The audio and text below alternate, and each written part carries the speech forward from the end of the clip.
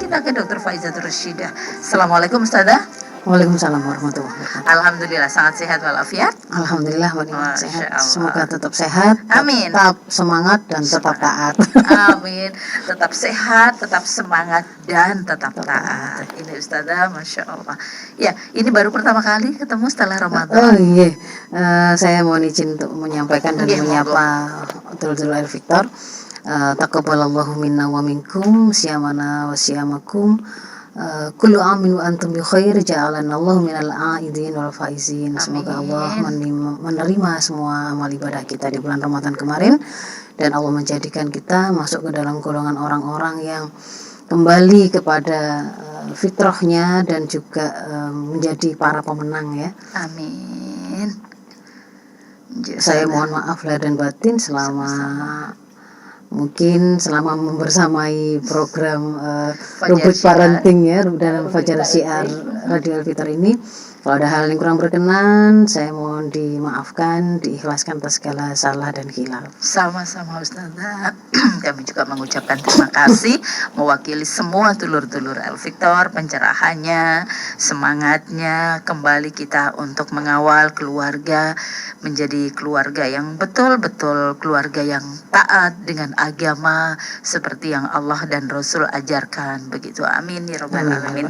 Ya Ustazah, hari ini kita punya satu bahasan tentang menguatkan keluarga dengan energi Ramadan.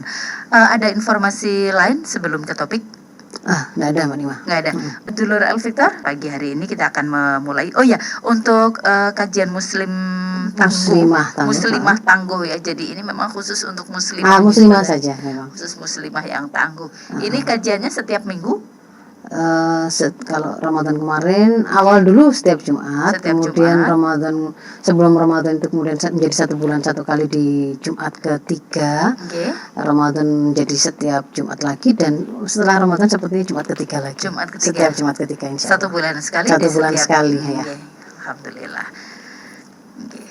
Bisa mendapatkan banyak bekal di situ ya, saling mengingatkan ya Ustazah ya. Lainnya adalah sahabat kuat dalam taat. Sahabat kuat dalam taat ya. Sahabat kuat dalam taat. Masya Allah. Saling menguatkan, jadi di situ saling menguatkan ya. Saling menguatkan. Itulah indahnya persaudaraan dalam iman itu ya. Iya, betul.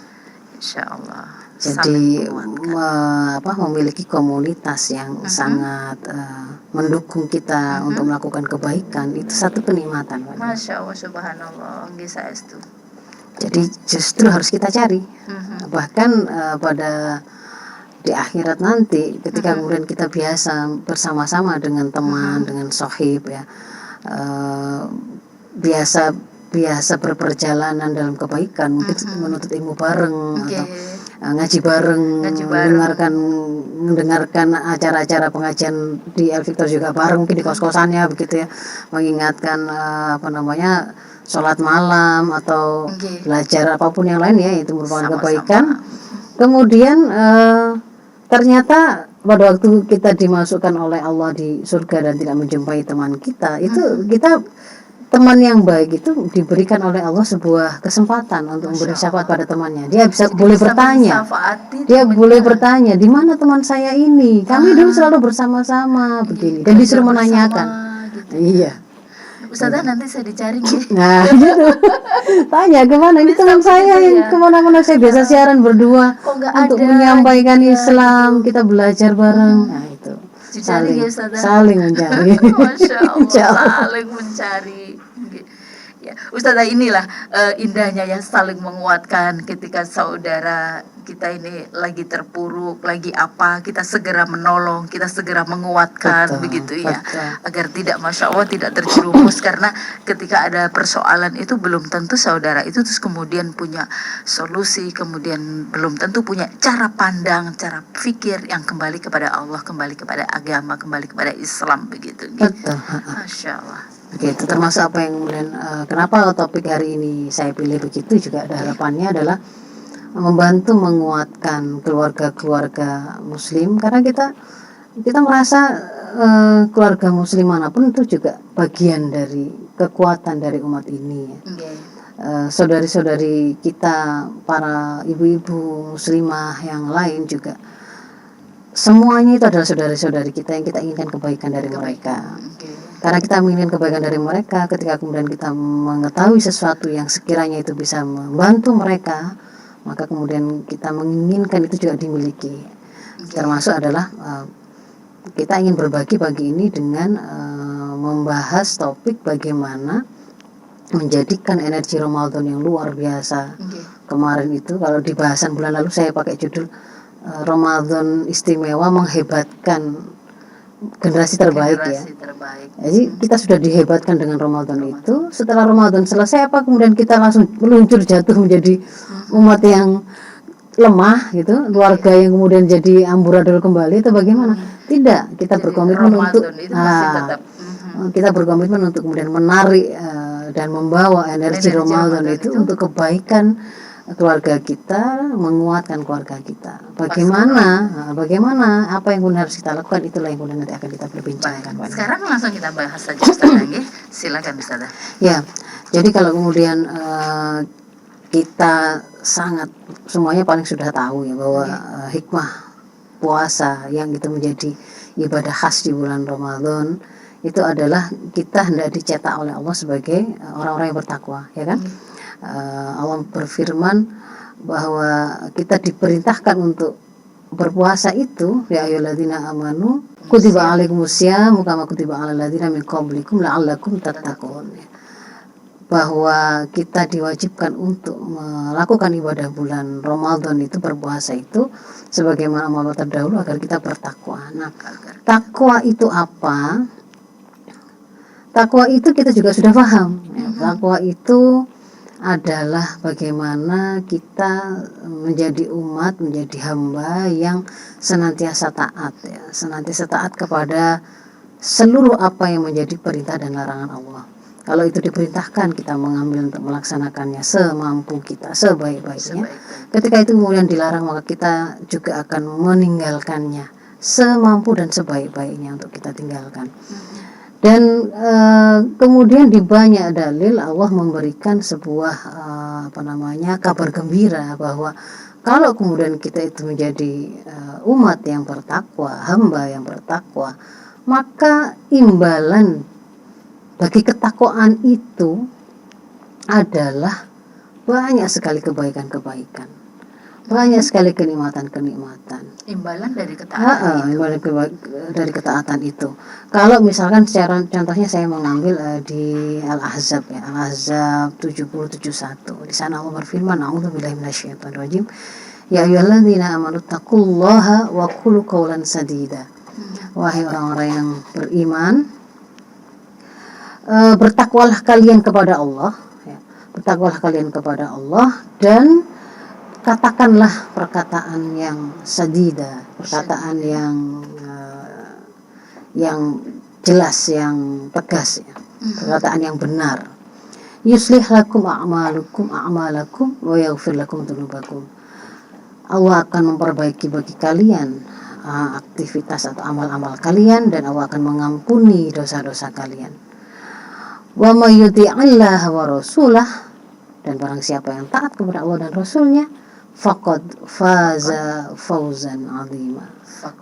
Maka mereka sesungguhnya telah, faza itu menang ya. Menang dengan fauzan 'azima, dengan kemenangan yang besar.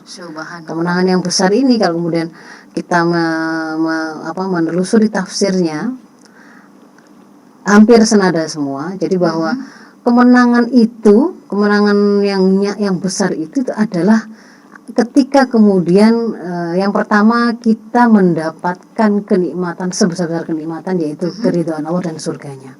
Faza fauzan azim. Jadi kalau kemudian kita itu bertakwa, imbalannya adalah surga. Bertakwa di sini adalah ketaatan itu ya. Iya, ketakwaan itu tadi adalah mentaati semua apa yang diperintahkan dan meninggalkan apa yang dilarang. Tanpa kita meminta, tanpa kita bertanya pun secara otomatis itu akan Allah hadirkan, Allah berikan begitu. Iya. ketika kemudian di akhirat itu nanti adalah sebuah kenikmatan terbesar, itu adalah kita mendapatkan ridho Allah dan dimasukkan ke surganya. Tidak ada kenikmatan yang lebih besar dari itu, tidak ada keberuntungan yang lebih besar dari itu.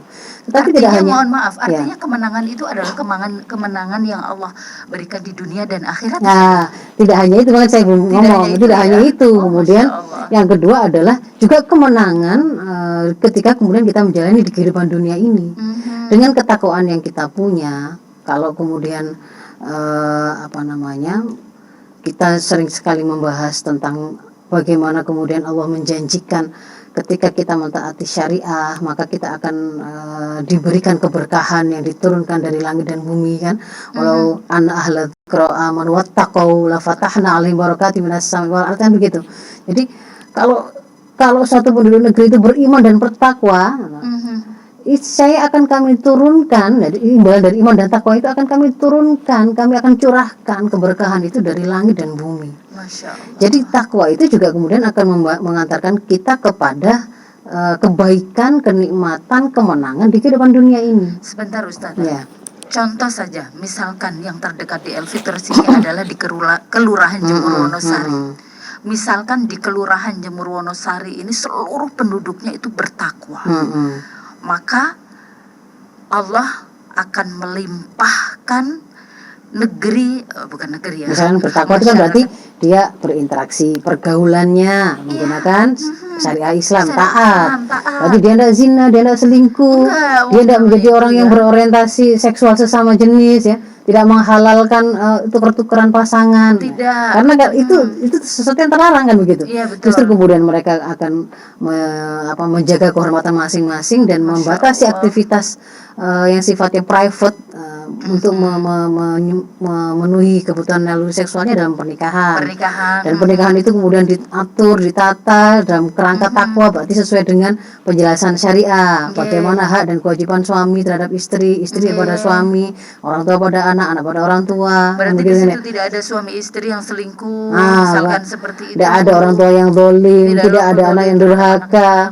Maka di situ selain di akhirat itu memang kemudian akan mengantarkan kepada keridhaan Allah, ya di dunia pun mereka sudah akan merasakan keberkahan dalam pernikahan. Keberkahan itu maknanya adalah tetapnya satu kebaikan dan kenikmatan dan bertambahnya kebaikan dan kenikmatan yang sudah ada. Subhanallah. Jadi justru mulanya dia adalah orang saleh, itu kan sebuah kebahagiaan, sebuah kenikmatan.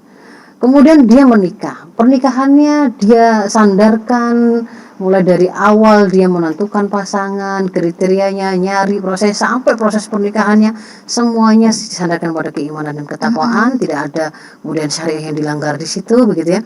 Maka pernikahan itu akan menjadi pernikahan yang barokah. Darinya akan semakin melahirkan banyak kebaikan dan kebahagiaan. Sudahlah mereka itu terpelihara dari zina, mereka kemudian juga bisa mendapatkan kenikmatan berjima sebagai suami istri, pergaulan yang lain juga, kan begitu ya, saling berkasih sayang. Mungkin akan lahir anak-anak yang berkah, yang akan mengantarkan kepada mungkin mereka akan menjadi pemimpin yang bertakwa di masa depan. Dia menjadi sebuah keluarga yang menjadi kebaikan untuk tetangganya, lingkungan rumah RT-nya, kan begitu kan ya. Iya, kalau memang pernikahan itu barokah ya begitu ya, Masya Allah. Dan tidak kemudian tidak tergantung pada lama atau singkatnya. Maksudnya keberkahan itu tidak berarti jodohnya itu harus lama, enggak. Contohnya kita merasakan keberkahan dari pernikahannya orang tua Imam Syafi'i. Imam Syafi'i itu lahir dalam keadaan sudah yatim. Ya kan? Sudah yatim. Berarti kan sudah sebenarnya pernikahan orang tuanya itu singkat. Tapi barokah. Kemudian generasi sampai kita berapa puluh tahun ini sudah, berapa ribuan tahun ini kita merasakan. Masya Allah, itu anugerah yang luar biasa. Dulu saya pernah bertanya sama Dr. Faizah gitu ya tentang figur atau profil Imam Syafi'i ini. Ini orang tuanya seperti apa ya? Luar biasa. Ya. Semua imam itu luar biasa. Semua imam itu luar biasa semua. Orang tuanya meninggal, ayahnya meninggal, terus kemudian bagaimana ya? Ini dulu orang tuanya, bagaimana ibunya mendidiknya dan sebagainya, Masya Allah. Ini adalah keluarga-keluarga yang taat ya Ustazah ya. Oke. Ustazah, silakan dilanjut. Ya, jadi itu adalah kebaikan, keberuntungan, kenikmatan yang akan kita dapatkan ketika kita bertakwa. Dan takwa itu sudah dicetak ya, kita dibiasakan untuk menjadi hamba yang sudah siap untuk taat, sami'na wa ata'na, menjadi hamba yang ikhlas melakukan ibadah itu karena Allah, bukan karena yang lain. Karena puasa itu kan kekhasannya dia adalah ibadah untukku ya. Kita tidak bisa bergaya untuk pencitraan kalau puasa itu. Gak bisa itu untuk pencitraan, kita pura-pura kayak orang kelaparan, lemas gitu. Nah hakikatnya dia tidak puasa, ya tidak puasa di sisi Allah. Masa bujui orang seluruh dunia itu tidak bisa. Bilang gitu ya, puasa gitu ya. Tapi hakikatnya di mata Allah ya. Ya memang dia nggak puasa kalau nggak puasa. Makanya ketika seorang itu berpuasa itu adalah untukku. Maka wa ana ajribi kan begitu. Aku yang akan membalasnya sendiri. Jadi itu sebuah sebuah latihan, sebuah training yang membuat kita itu memang terbiasa mengikhlaskan ibadah kita. Nah, ini kan energi yang diciptakan oleh Ramadan. Keinginan kemudahan kita untuk sami'na wa ata'na, kesiapan kita untuk taat, kesiapan kita memurnikan ibadah itu karena Allah, mengharap itu ibadah-ibadah kita itu ya karena Allah kita lakukannya, dan itu kemudian akan mengantarkan kita kepada kebaikan-kebaikan karena syariah yang kita taati tadi. Saya sudah pernah membahas di pertemuan sebelumnya bahwa di antara rahasia kekuatan umat Islam itu yang pertama adalah akidahnya, keimanan. Kalau bahasa kalau bahasa Quran atau hadis itu iman, kalau bahasa usuluddin itu pakai akidah. Akidah ini yang akan membuat seorang muslim itu tertunjuki bagaimana dia menjalankan hidupnya, memiliki kekuatan ruhiyah ya, yang luar biasa untuk kemudian bisa memiliki keberanian, keyakinan, sampai berimplikasi pada kemampuan fisiknya itu yang melampaui masanya, melampaui zamannya. Ketika dia meyakini bahwa Allah telah memerintahkannya untuk menaklukkan, membebaskan Konstantinopel, misalnya begitu kan, dikabarkan begitu. Itu sejak Rasul wafat sampai kemudian akhirnya berhasil dibebaskan oleh Muhammad Al-Fatih itu 800 lebih, 800 tahunan lebih. Dan setiap pada masa itu setiap khalifah yang ada berusaha untuk mewujudkan bisyarah Rasul tersebut bahwa sebaik-baik pasukan adalah pasukan yang membebaskan Konstantinopel itu, dan sebaik-baik amir itu amir dari Dzalikal Jais ya, pasukan itu, pemimpin dari pasukan itu. Nah, akhirnya mereka berusaha untuk memenuhi apa yang kemudian harus saya sempurnakan, pasukannya, pemimpinnya, strateginya, semua setiap saat mereka itu mencoba sampai kemudian Allah beri pemenuhan terhadap janji itu ketika ada seorang Muhammad Al-Fatih itu. Yang kalau kemudian kita lihat, jadi pelajarannya adalah ternyata Muhammad Al-Fatih ini dia itu bahkan sejak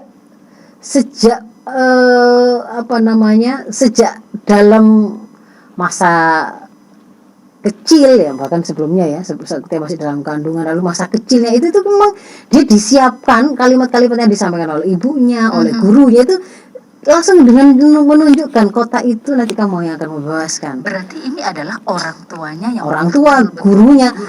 Ini kalau Muhammad Al-Fatih ini kan contoh yang dibesarkan oleh orang tua yang dalam keadaan terpenuhi segala kebutuhannya, karena sultan ininya ya, bapaknya ya. Tapi kemudian tidak bermakna kalau kemudian kita ambil contoh ini terus berarti yang susah-susah itu nggak bisa loh. Yang susah juga sering kita bahas juga kan gitu.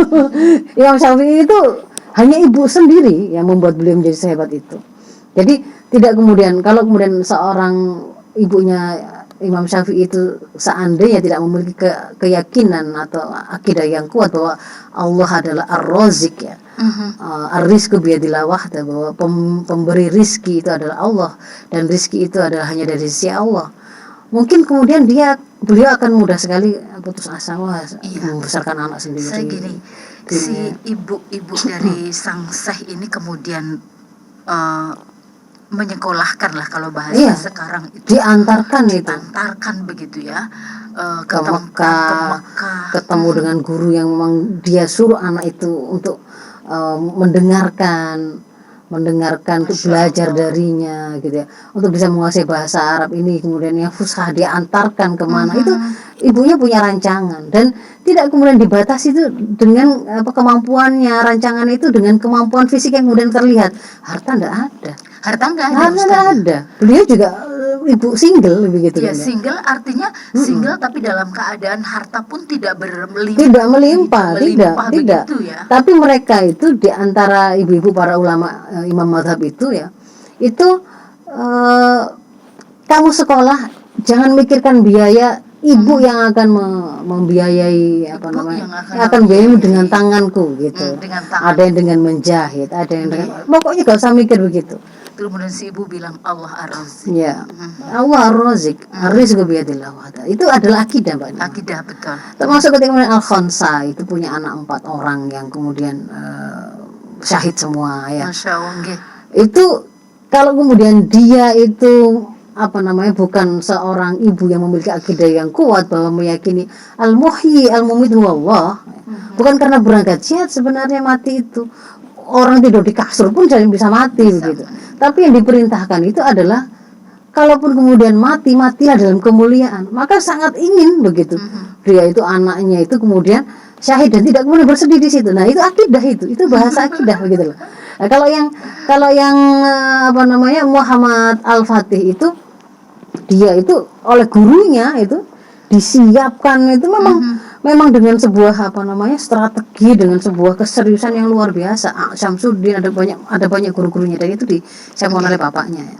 Ustazah, kalau kembali kepada topik, kalau kita kembali harus berjuang agar kita energi, menguatkan kembali energi Ramadan ini, betul-betul ya. Ramadan kemarin kita kan betul. Ya Allah, ternyata bisa ya puasa 1 bulan. Nah, merasakan Allah hadir, Allah yang melihat kita. Mau orang lihat gak lihat, Allah lihat. Masya Allah. Mau orang itu memberi apresiasi atau tidak, Tidak mikir pahala di sisi Allah, imbalan di sisi Allah itu pasti. Kan begitu kan ya.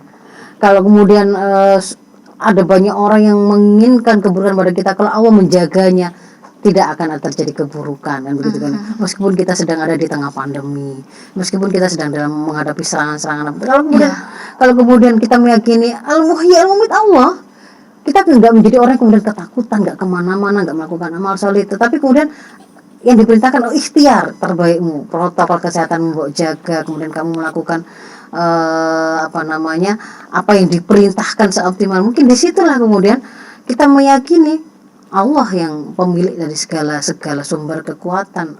Semua ini makhluknya gitu, semua ini makhluknya, virus-virus ini makhluknya, kuman-kuman ini makhluknya, kan begitu kan ya. Jadi kemudian Allah menghendaki, kemudian Allah menjaga kita, memberikan kesempatan kita hidup, ya itu berarti memang Allah yang menetapkan begitu. Tapi kalau kemudian misalkan Allah menetapkan kita misalkan tidak selamat dalam pandemi ini, itu pun kemudian tetap menjadi sebuah rahmat bagi kita, karena Allah memberikan sebuah kabar. Bukan masalah mati atau tidaknya sebenarnya yang harusnya kemudian kamu takuti, tapi mati dalam keadaan seperti apa gitu. Nah, ini akidah, Mbak Nima. Jadi itu yang pertama ya, rahasia keimanan yang pertama. Kemudian rahasia kekuatan yang kedua itu adalah kita itu sudah dibekali dengan syariah yang tadi itu kita bicarakan. Taat itu taat kepada syariah sebenarnya. Taat kepada syariat itu. Kalau tadi dikatakan bahwa ketaatan kepada syariah atau takwa itu mengantarkan kita kepada fauzan azima ya, kemenangan yang besar di akhirat dan di surga dan di dunia ini. Itu pun juga kemudian kalau di surat Toha itu ya, kita diberitahu bahwa ketika kita mengabaikan peringatan Allah itu, syariah Allah itu, justru tidak taati, sebaliknya akan mengantarkan pada ma'isyatan dongka kan. Ma'isyatan dongka di kehidupan ini. Ma'isyatan dongka itu ada gambarannya adalah kehidupan yang sempit itu ya. Ngerasa kok rumah tangga iki kok ya panas gitu ya. Gawanan itu ya gegeran, terus anak itu kok ya jengkel istrinya itu sudah sangat cuanti, itu sudah nggak kelihatan cantiknya. Suami itu sebenarnya juga sudah kaya raya, juga sudah gagah, sudah banyak memberikan nafkah, tapi kok orang nggak cukup aja, kata elek gitu ya. Sembarang itu sempit begitu.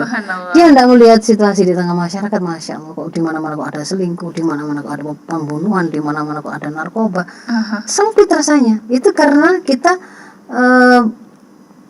a'rada an dzikri kan, kita berpaling dari peringatan Allah. Al-dzikri itu di situ tuh adalah syariah Allah, apa yang diturunkan oleh Allah berupa perintah, larangan, tuntunannya, petunjuk kita untuk menjalani hidup. Kalau kita ambil, kita akan mendapatkan fauzan azimah. Kalau kita meninggalkannya, berpaling darinya, kita mendapatkan ma'isyatan tonka. Ma'isyatan tonka, penghidupan yang sempit. Jadi itu adalah rahasia kedua kita itu, kenapa kemudian kita itu bisa menjalani hidup dengan lebih kuat, lebih unggul, lebih terarah, lebih berbahagia, begitu. Nggak rusak gitu. Anak-anak kita nggak rusak. Suami istri kita masing-masing juga Allah terpelihara karena dia taat pada syariat. Disitulah kemudian ya, jadi yang kedua itu lebih ke arah syariahnya. Kalau yang ketiga itu adalah kemauan dan kesiapan kita untuk mengambil tuntunan syariah itu, dan itu di apa namanya, dibina atau sudah dilatih selama Ramadan kemarin. Tinggal teruskan saja.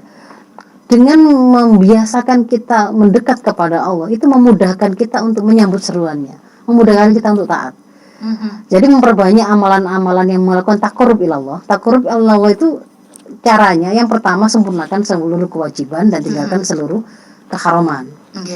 Lalu tambahkan dengan melakukan seoptimal mungkin amalan-amalan nafilah yang berhukum sunnah, mandub. Itu jadi tambahkan itu. Lebih bagus lagi ditambah dengan hindari hal-hal yang makruh. Hindari hal-hal yang makruh ya. Itu yang berikutnya sampai yang mubah pun kemudian kita pilih-pilih supaya menjadi sebuah aktivitas yang mendukung kita melakukan kewajiban ataukah mendukung aktivitas kesunahan. Mubah pun masih harus kita pilih. Iya, kayak kita gini duduk itu kan hukumnya mubah, atau mau duduk atau mau berdiri ya mubah sebenarnya. Tapi kita berusaha duduk kita itu dalam kerangka untuk menyempurnakan melaksanakan kewajiban atau kesunahan, gitu kan. Jadi duduknya tadi pun sebuah pilihan, bukan duduk di depan laptop tapi ngegame seharian, kan gitu yang kita pilih.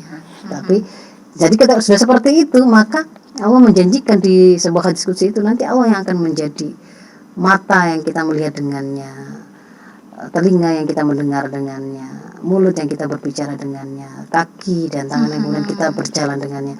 Artinya terjaga, lebih sensitif, Mbak. Jadi ibarat apa namanya, kalau kemudian kita biasa melakukan ketaatan, berusaha untuk mendekat kepada Allah, maka ketika kemudian hampir jatuh kepada keharaman begitu ya, itu akan apa namanya, akan langsung paham, langsung ngerti gitu loh. Sensitif kita, ini sensitif, salah. Iya. Sensitif ya. Nah, ibaratnya apa, kain putih ya. Ketika dia itu putih bersih, ketika ada noda langsung kelihatan. Itu artinya terbimbing ya. Terbimbing. Terbimbing ya. Dia memiliki sebuah kelembutan hati untuk mengetahui mana yang ini benar, mana yang salah. Ini baik, mana yang tepat, tidak tepat ya. Selain mafhum tadi, mafhum itu memang secara pemahaman memang menuntun kita. Tetapi yang kemudian mengasah juga kesensitifan kita untuk melihat ini salah atau tidak, itu ya juga karena kedekatan kita kepada Allah. Jadi Allah yang akan menjaga mata kita supaya tidak jatuh kepada keharaman, ke telinga kita dan seterusnya. Termasuk perkara-perkara ini baik enggak ya? Iya. Begitu ya. Iya. Allah akan bimbing. Itu diantara yang dijanjikan kalau kita berusaha melakukan taqarrub ila Allah. Kemudian yang lain lagi apa namanya, akan menguatkan keluarga kita ya.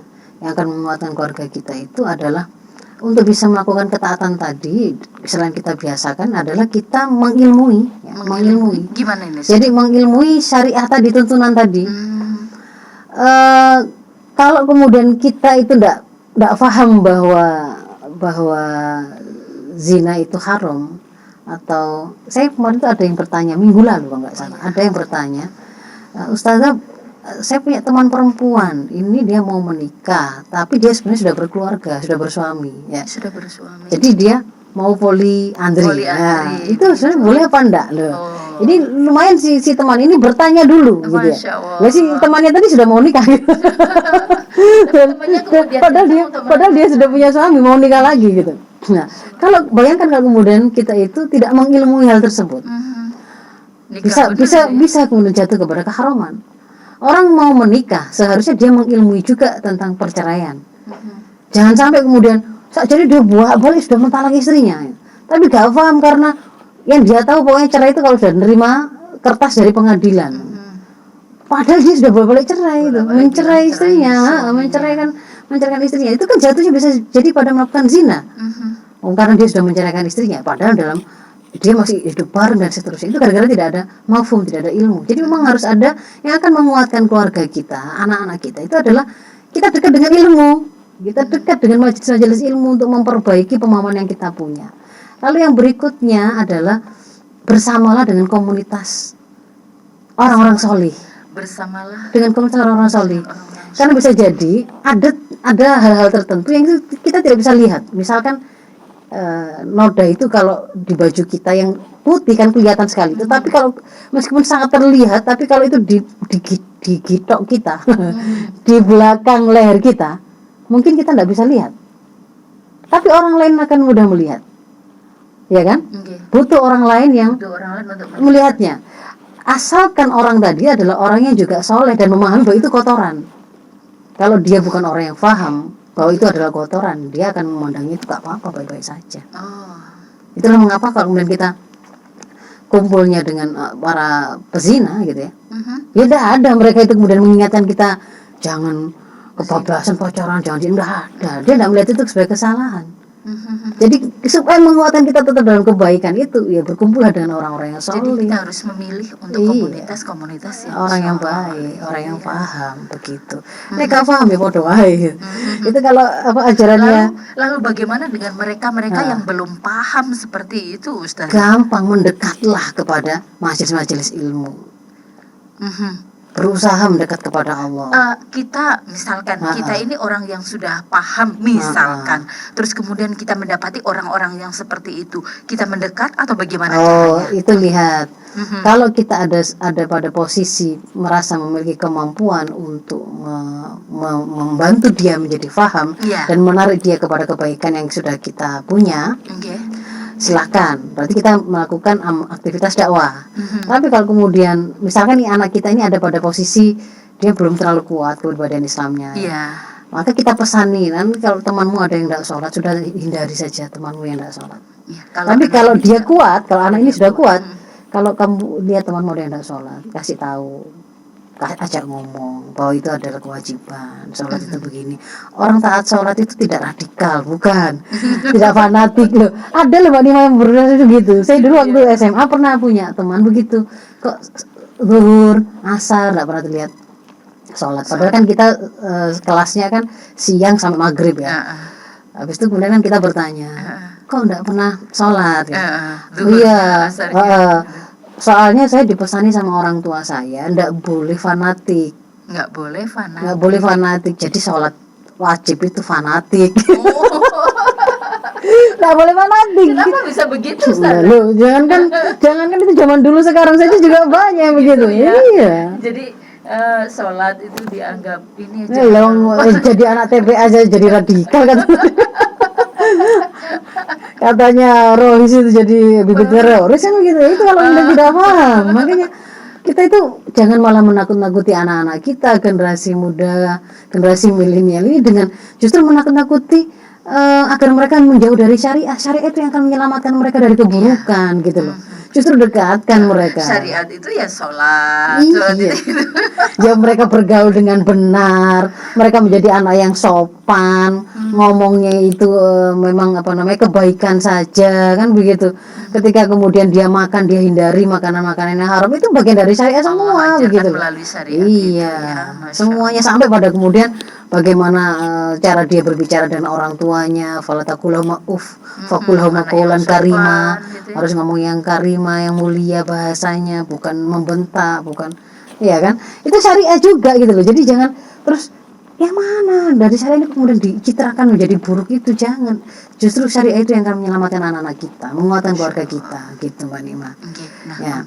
Ustazah, ada lagi yang disampaikan? Jadi itu tadi kumpul bersama orang-orang yang baik ya, ada komunitas yang baik. Dan sebenarnya komunitas yang baik itu bisa diciptakan pada level bermasyarakat itu oleh penerapan hukum yang benar, hukum yang baik begitu. Sudah itu dulu aja, Mbak Nima. Baik, Dulur Elvitar yang ingin bergabung pagi hari ini bersama beliau, ingin konsul, silakan persoalan-persoalan yang terjadi.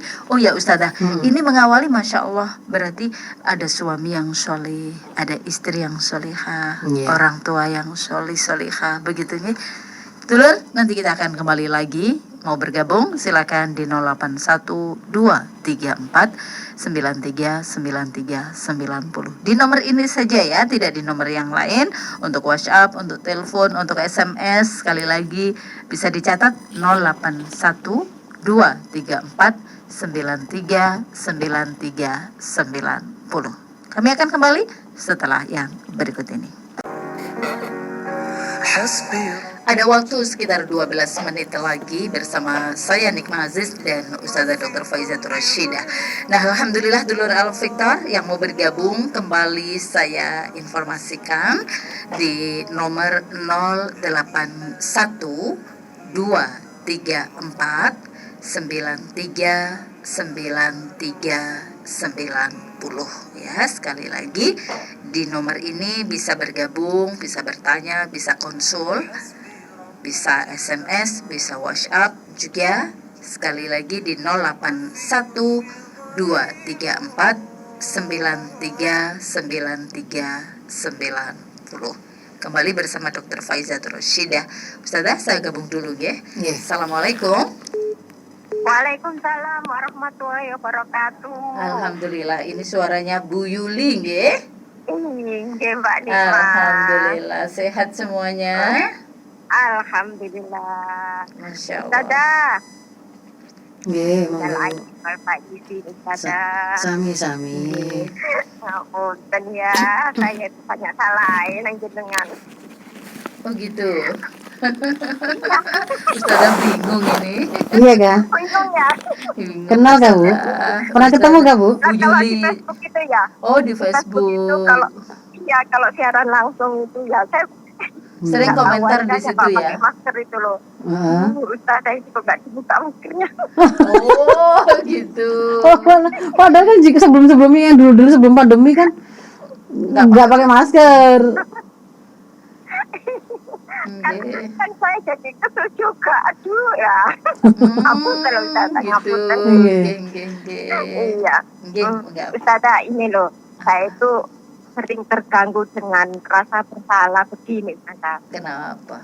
Saya itu sering merasa saya belum jadi orang tua yang baik untuk anak-anak saya ya. Saya belum bisa jadi bapak dan ibu untuk anak-anak saya.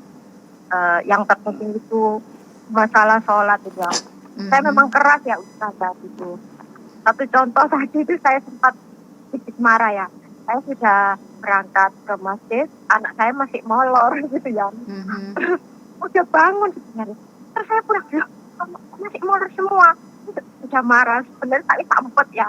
Ya Allah nak, kamu kok lebih berat HP-nya ketimbang jadi omongannya ibu. Sudah bangun jadi, tapi pegang HP gitu ya? Ya mungkin aja ya. Kan kebanyakan anak sekarang itu kan lebih berat HP-nya Mbak ya. Ya, jadi kata omongannya orang tuanya gitu loh. Jadi gitu. itu ya, tapi menjadikan saya tuh, ya Allah, saya ini masih belum baik ya untuk anak saya. Saya sudah berusaha semaksimal mungkin ya memberikan contoh, memberikan ya omongan lah, nasihat gitu loh. Sebenarnya ngempet sampai marah gitu loh. Iya. Itu ya bagaimana Ustazah rasa bersalah itu apakah teramat lebay ya gitu ya. Saya itu ingin menghindari seperti itu gitu loh. Tapi ya belum bisa. Itu aja Ustazah ya. Baik, Bu Yuli. Assalamualaikum. Waalaikumsalam. Barangkali ini juga mewakili Bu Yuli yang lain ya Ustazah ya. Ketika orang tua sudah membangun ketaatan, maunya sih anak-anak itu juga sama persis seperti yang orang tua lakukan. Tapi yang namanya anak nih Ustazah ya. Seperti itu. Ya. Jadi tetap fokus saja pada ikhtiar terbaik yang bisa kita lakukan dan fokus pada potensi yang dipunyai oleh anak. Maksudnya gini, Gimana? kita kan tahu anak itu punya telinga, punya hati, bisa mendengar, dia kan bisa merasakan, dia juga punya akal, bisa difahamkan. Sudah itu saja, fokus pada menginstal kebaikan tadi. Nah, tapi bahasanya yang ganti-ganti, pakai kecerdasan berbahasa ibu ya. Jadi jangan isinya kalimat itu pancet aja. Tangi, sholat nggak sholat tak nyos. Ikut toh gitu ya. Selama-lama itu. Nah, pakai bahasa itu kan, anak itu dinyos. nah, kan macam-macam berbahasa itu. Mulai dari ya Allah anak soleh, kesayangan ibu. Berarti harus dilus-lus dulu ya Ustazah ya. Hari ini begitu, hari yang lain. Nah kalau kamu tidak bangun, nah padahal itu ibu itu pengen besok itu ketemu lagi kamu di surga. Nah, kan nggak sholat itu terus ya opo. Nggak ketemu lah. Ibu sholat, kamu nggak sholat, dan begitu. Kadang-kadang kita pakai bahasa sakofa, pakai bahasa pemahaman. Umurmu itu sudah berapa? Sudah balik, sudah mukallaf, sudah dihitung oleh Allah sendiri. Kamu kalau nggak sholat itu ada hitungannya sendiri. Sudah bukan salah ibu. Sholat itu hukumnya wajib. Wajib itu artinya begini, itu bahasa, pakai bahasa sakofa, pakai bahasa pemahaman. Kadang-kadang pakai bahasa hati, bahasa perasaan. Pokoknya emang jadi ibu itu memang dituntut kecerdasan berbahasa. Begitu. Kecerdasan berbahasa. Iya, kadang ngomong begini, tapi kita tetap nggak kemudian perlu kesabaran Ustazah. Betul. Loh, anak itu dititipkan memang untuk disuruh ngajari ya begitu kan. Nggak diajari, awal yang ngajari ya gampang. Jadi jangan sampai anak itu taunya ibunya mengatakan kok nggak salat. Nah, itu kan memang kita sudah dikasih oleh Allah kesempatan memperbanyak amal melalui dihadirkannya anak tadi. Kita dikasih amanah. Ya. Kalau Allah sebenarnya menghendaki anak itu sholat, mau kemudian taat, terserah Allah, mau dibalik seketika ya langsung bisa. Masya Ya kan? Allah. Tapi kan itu memang kesempatan kita diberikan oleh Allah. Jadi ikhtiar. Nah, jadi kan berarti fokus pada kita melakukan ikhtiar yang memang jadi jatahnya kita, yang terbaik. Lalu supaya tidak putus asa, fokus saja pada potensi anak. Anak iki duwe kuping. Masih kok enggak ngrungokno. Dia punya telinga yang bisa mendengar. Dia punya hati yang bisa merasakan kesedihan ibunya. Mendengar harapan-harapan ibunya. Nasihat itu tetap harus disampaikan. Nah. Mau apa namanya, hari ini kok kelihatannya kok nggak berubah gitu ya. Ada saatnya ketika nasihat itu mungkin anak itu mungkin jauh dengan kita, nasihat itu jadi diputar oleh dia. Tapi kalau dia tidak pernah mendapatkan nasihat itu, lalu apa yang mau dia putar? Iya, nggak ada yang diputar. Contohnya adalah kasusnya Nabi Yusuf itu kan. Beliau itu terpisah dari ayahnya jauh, masih kecil. Tapi ketika kemudian mau hampir saja dikuasai syahwat, kan beliau juga ingin ketika tergoda dengan perempuan itu yang menggodanya itu kan kemudian laulaan ro'a burhana robbi, yang dimaksud dengan sekiranya tidak melihat ada burhan robbi di situ. Burhan robbi itu di situ apa? Gambaran bayangan sang nabi ayahnya Yakub hadir untuk kemudian dalam dalam ekspresi yang dia kenali itu, ekspresi yang tidak berkenan dan apa yang dia lakukan, dan kemudian menyampaikan nasihat begitu, menyampaikan nasihat Yusuf, kamu itu keturunan dari nabi yang mulia, keturunan Ibrahim, begitu gak ada cerita itu kamu melakukan zina itu, kalau bahasa kita begitu. Nah sama dengan kemudian anak kita mungkin hari ini kita ngasih taunya sekarang, nanti ternyata diputar waktu dia di pondok, waktu dia ngekos, waktu kuliah, waktu dia di rumah tangga, waktu menghadapi anaknya begini, ternyata oh iya saya harus begini ya. Ibu dulu begini ngasih taunya, ayah saya dulu begini. Itu semuanya akan terekam ya. Iya, terus kemudian wes aku motong wes gak ada. Cerdas berbahasa. Ya, makanya kan butuh menjadi orang tua yang selalu mengupgrade kemampuan ya. Itu satu sisi Mbak Nima. Satu sisi yang lain, kalau kemudian ada rasa saya kok merasa saya belum jadi ibu yang terbaik. Kalau itu dalam konteks membuat kita merasa perlu untuk selalu memperbaiki diri, nggak apa-apa, bagus. Tapi kalau kemudian itu untuk malah menjadi sesuatu yang membuat kita merotoli dari melakukan ikhtiar, lah itu salah. Ya, saya nggak bisa, gagal aku ya wes lah, memang saya itu begini ya, nggak bisa. Itu tetap kewajiban, harus disempurnakan. Jadi fokus saja pada melakukan ikhtiar terbaik, anak itu memiliki potensi dan kita yakin dia itu bisa mendengar apa yang kita sampaikan, hasil itu biar jadi urusannya Allah aja gitu. Biar kita tidak putus asa gara-gara lihat hasil kan. Tadi itu kenapa kok kemudian merasa seperti itu, karena lihat hasil. Padahal bisa jadi yang nggak nampak itu dia sudah agak-agak berubah mendengar kalimat kita. Asalnya kalimatnya memang benar loh ya kita itu. Kalimat yang kita install itu kalimat yang menguatkan, kalimat yang membuat dia itu semakin ngerti, bukan yang bukan elek-elek gitu. Ustazah berarti tetap sempurnakan Itu ikhtiar. iya betul. Sempurnakan. Doakan, jangan lupa doakan. Di antara ikhtiar Doakan, kita iya. yang Masya Allah itu sangat manjur untuk anak-anak kita adalah doa kita. Doa ibu ya terutama ya. Ingat ibunya Imam Sudais ya. Sudah siap-siap menerima tamu, masa besar sudah disiapkan di atas meja semua, tinggal menunggu datangnya tamu. Imam Sudais waktu masih kecil tuh ternyata dia main-main ambil pasir dari luar disahur-sahurkan ke seluruh hidangan, Masya Allah. Dan ibunya Imam Sudais itu marah. Iya. Tapi marahnya itu, wes kamu tak doakan jadi imam Masjidil Haram kamu. Biar gak di rumah itu maksudnya. Ternyata besarnya jadi imam Haramain begitu. Nah, jadi kalau mau kalau mangkel terus mau mengutuk ya kutuklah jadi yang baik. Ini kan ibu yang punya iman yang Iya, luar biasa. punya ilmu, punya iman. Jadi ketika marah pun tertunjuki gitu ya. Iya, marahnya tertunjuki. Ya, jadi enggak saya tak dungan gitu. Wah, gitu. Ya, yang jelek-jelek udah disebut. Nah, itu akhirnya terus anak kok tambah bangkang tambah dua plek mbok tungakno dhewe. Iya. Berarti itu semuanya adalah tetap menjadi kontribusi orang tua. Ada kontribusi. Ada ya. Jadi makanya fokus saja pada potensi biar kalau kita hasil yang kita lihat kok gak berubah kok gak lah itu. Padahal kita nggak tahu, mungkin ikhtiar kita yang kadarnya belum sampai pada level yang diminta oleh Allah. Ya kan? Ini orang tua yang mintanya instan, terkadang seperti itu. Yeah. Ustazah, untuk Bu Yuli dan ibu-ibu Yuli yang lain, saya kira cukup dulu kita berbagi dengan yang lain. Ini ada seorang ibu yang 50 hari yang lalu, ini suaminya meninggal, ditinggali 4 anak yang masih kecil-kecil. Beliau ini saat ini masih merasa bersedih karena biasanya ada apa-apa itu masih dengan suaminya. Kemudian sekarang beliau ini berperan saat ini, Ustazah, saya harus berperan sebagai ibu dan ayah. Kadang saya merasa tidak mampu, Ustazah, apalagi ketika si kecil yang 5 tahun laki-laki minta main layangan dengan saya, katanya seperti ayahnya bisa sedang saya tidak bisa dan sebagainya.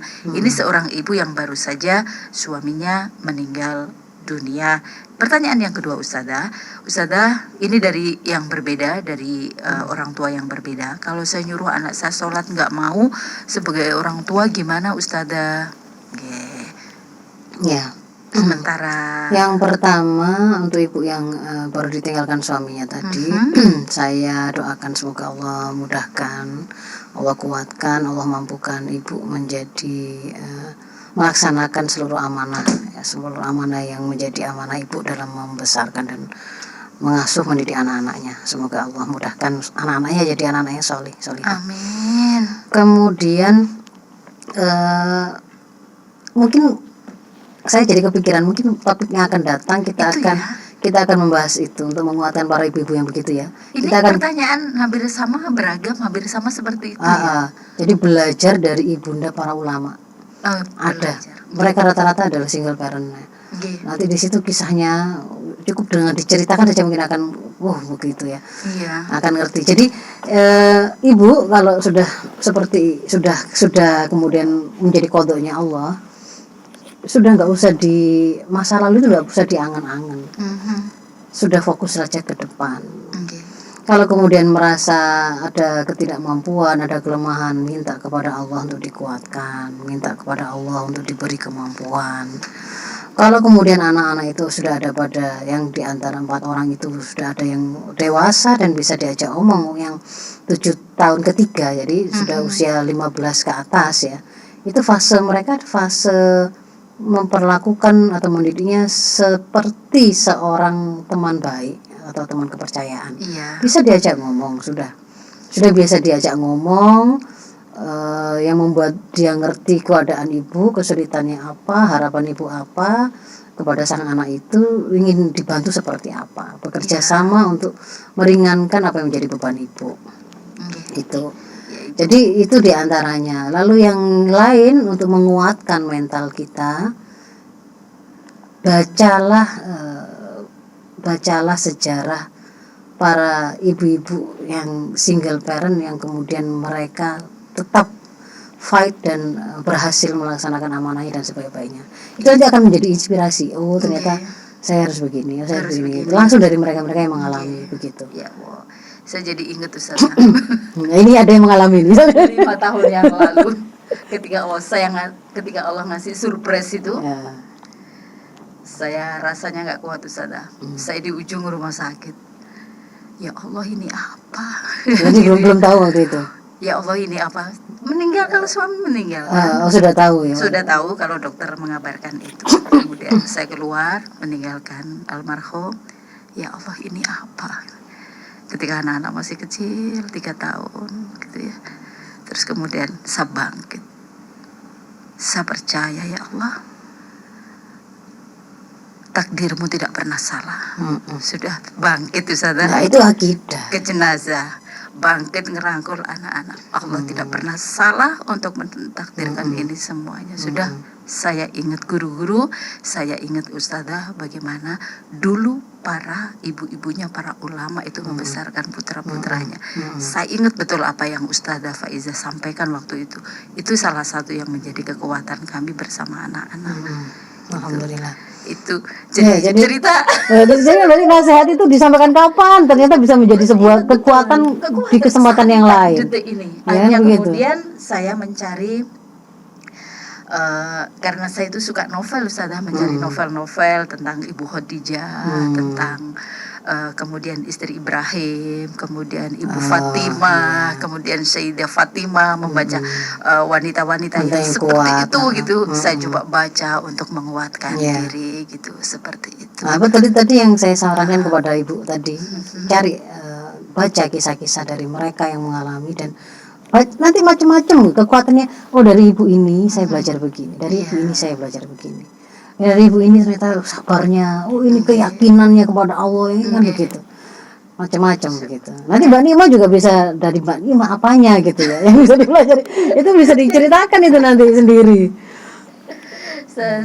Terima kasih Ustazah supportnya, Masya Allah. Saya masih terngiang-ngiang sampai detik ini terus gitu ya.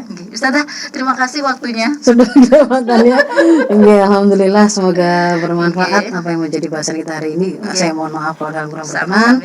Aku minkum intinya shiratal mustaqim. Assalamualaikum warahmatullahi wabarakatuh. Waalaikumsalam.